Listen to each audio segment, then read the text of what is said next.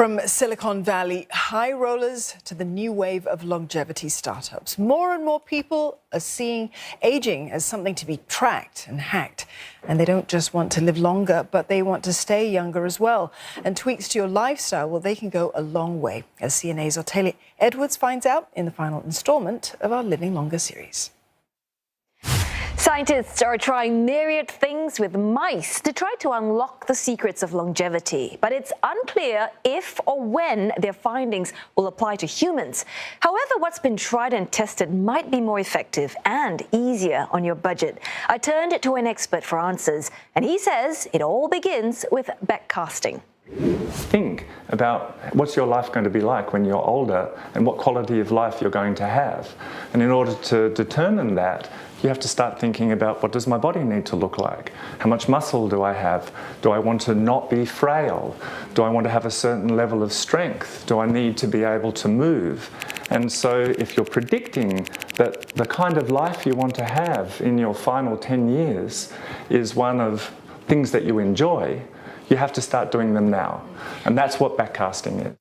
In a nutshell, be precise about your goals. When somebody says they want to be fit, what does that even mean? Do you want to be like Jenny Rice, who's still smashing half marathon records at age 70?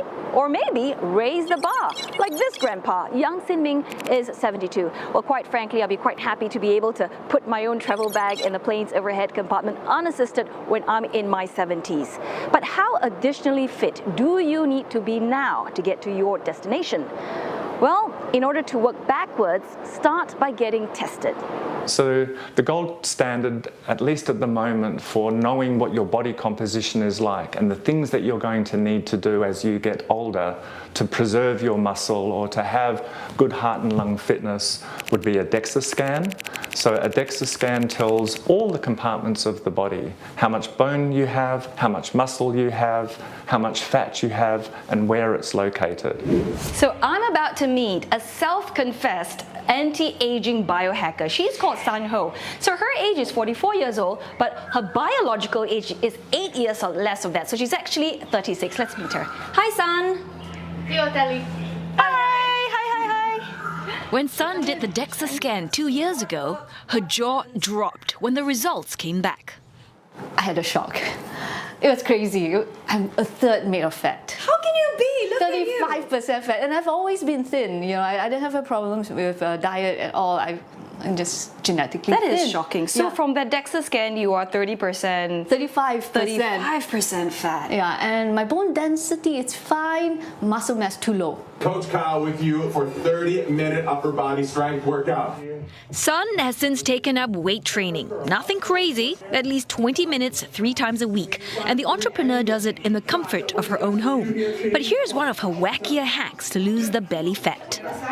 San, I can't help but notice you've got something on your arm. It looks like a glucose monitoring device, but isn't that for diabetics? And you are not diabetic, right? Yes, but biohackers have found all ways to use devices to improve and help, optimize health.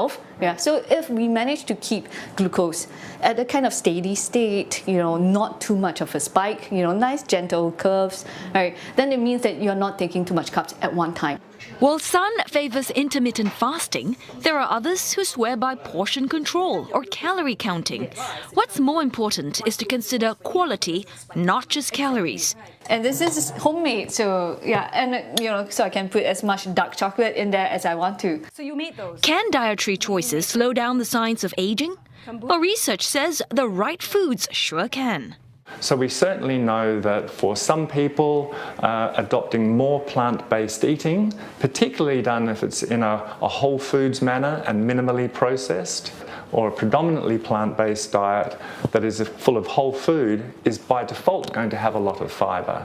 The nuts and the seeds and the olives and the olive oil and the avocado can be rich with omega-9s. Not to mention, such foods reduce inflammation associated with aging. But what about the other anti-aging hacks you read or hear about? People investing in home tubs and saunas. Is it worth it? So of course you can spend a lot of money with an expensive ice bath or a sauna, but there are other ways to do it. If you're looking at those sorts of therapies, a very hot bath will do something similar.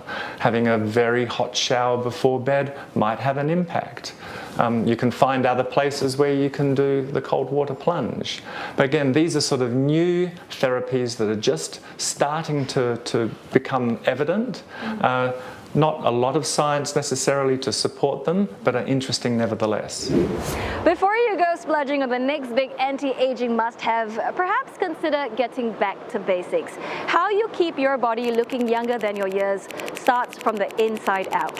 First, envision how you want to physically live out the last 10 years of your life. Plan it and track it. Get enough sleep, do more targeted exercises, and focus on increasing your fiber intake. An apple a day doesn't just keep the doctor away. Wrinkles, diseases, and much more.